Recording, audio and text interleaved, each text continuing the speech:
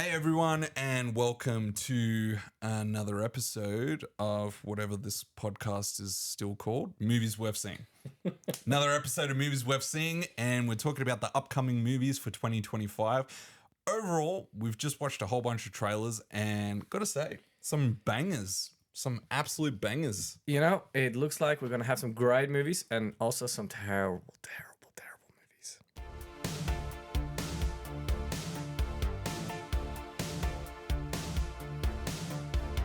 Let's go through it one by one. The first one, The Gorge. I'm noticing a pattern with a lot of like high concept kind of movies this year that are putting a twist. So there was a lot sprinkled throughout here where it was like doing something a little different, something that we didn't expect. I liked that the trailer wasn't, just throwing everything at the wall. Ted, which I mean, was good. it didn't it? The trailer kind of threw a lot at you. Okay, so you have two people who are not supposed to talk. You know they're going to talk. And guess what they show in the trailer? They're going to talk. Then they fall in love. And then one falls in the gorge and the other one goes follow him. And you know they're just going to get out safely. I'm happy to go see it and be proven wrong. I hope so. But they kind of threw the entire storyline at you. The gorge, yes or no? Yes. The Gorge, yes. Cool, it's a maybe for me. Maybe a streaming on. Not going to see it at the cinemas, but definitely on streaming services yet. Yes, agree. Mission Impossible Final Reckoning. I watched the last one. It didn't blow me away like the other sequels did. I do think that now is a good time to end it before it gets really freaking stale. Isn't it still already after 7 movies? and Look, it's the eighth last coming? movie, some people could argue was stale. They're doing a lot of things, bringing back a lot of stuff from like the older movies to kind of drop in some member berries for people. So it is going down that route. Remember when this? Remember this? Remember this guy from the first movie for like 5 seconds? Yeah, they're doing a lot of that shit. The last one, the villain was really forgettable. And seeing as it's a 2-part movie, he's going to be the villain in the next one. So I'm hoping it's better. Yeah, I got nothing to say. I haven't followed it since Mission Impossible 3.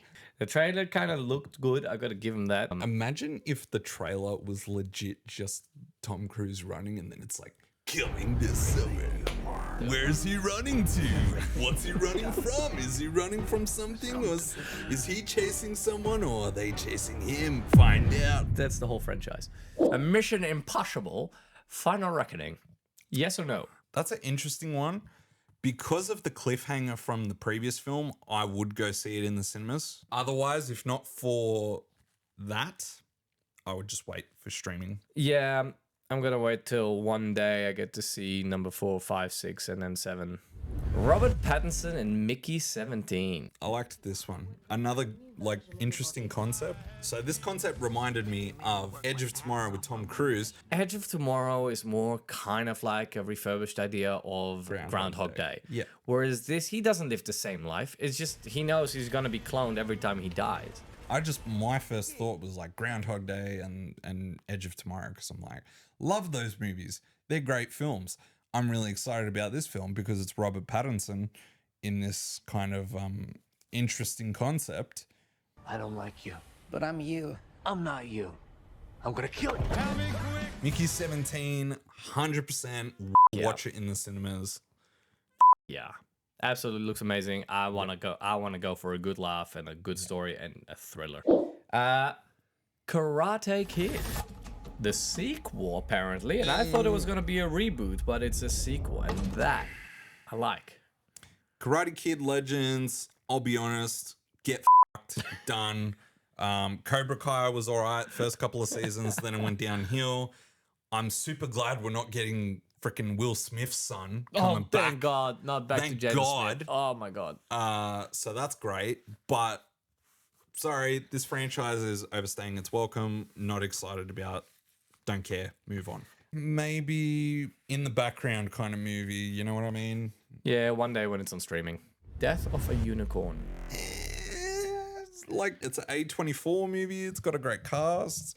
Jenna Ortega, Paul Rudd, Will Poulter, and it looks fun, it looks vibrant, but it's also a bit too weird for me. Something about A24 movies where I'm like, I'm not giving them the complete bulletproof pass that everyone else does, where it's like, oh, it's A24, it's gonna be freaking amazing. Yeah, A24 is a hit and miss. Like some of the movies are Yes. amazing and they are the famous ones, but then other projects that you're like, ooh, that flew under the radar for a reason. Yeah, I don't know. It's a movie I'd like to see, but not a movie I would place in my top 3. Speaking of Will Poulter, we got the next one, Warfare.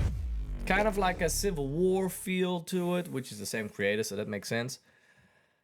Yeah, what the Will? Like, doing 2 completely different roles, and these trailers were right after each other. And they're both from A24. Yeah. My respect. So, They like him. amazing for struck him. gold. What a Yeah. year he's going to have, because these 2 films look completely different. I don't think I've ever seen him doing a character like this. Like, you only hear him say one line in the trailer, and his voice just changed. Where are you guys? Look for the blood in the smoke. Wow, and just cool. I did not expect that from Will Poulter. He's gonna put on a performance you would have never seen from him before. Yep, I'd go see it. It's giving off some strong Civil War vibes as far as the intensity of the combat, of the warfare that you're seeing. I like with A24 sometimes that they're willing to go to uncomfortable places. Yeah, and I'm very intrigued to see that. So Warfare, yes or no? Yeah. Absolutely.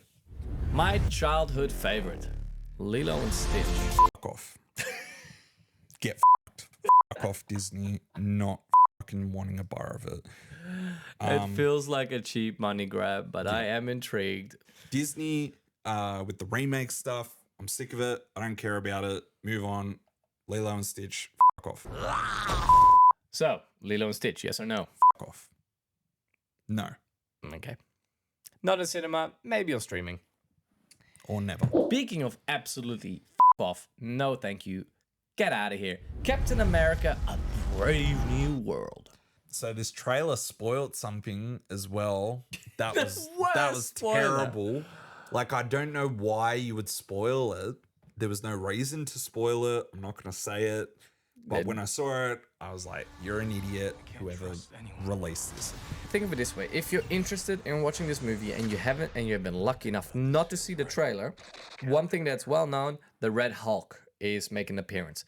Do you want to know the identity of the Red Hulk? Yes, watch the trailer. If you don't want to know, which I wouldn't want to know if I'm going to go watch the movie, which I will not, don't watch the trailer. Brave New World? Absolutely not. Nope.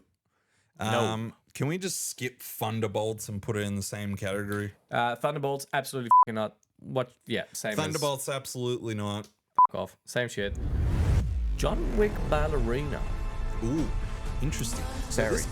this could go either way for me, because on one hand, I'm like super stoked that we're not getting a John Wick 5, or I'm just glad that they just ended it on a high note. At the same time, I'm like, how much more can you do with this franchise? Because when you go back to the world of John Wick and just going back to the simple non-stop unstoppable killer who's just perfect at killing dudes brutally, I'm just weary of like, how much more can you do with that style?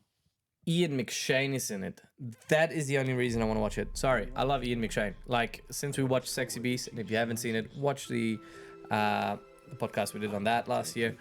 That Ian dude's great McShane is in everything. amazing. He just lifts every project he does to a whole new level, and he's such an underrated actor. But John Wick Ballerina, yes or no? I'll wait for it to go on streaming services, but I'm in no rush to watch it in the cinemas. I agree. Speaking of superheroes, such as John Wick, Superman. Look, if it wasn't James Gunn, no one would care about this Superman movie. It's purely the pedigree of James Gunn that is saving this franchise, the DC universe, whatever. It could be really good. Could.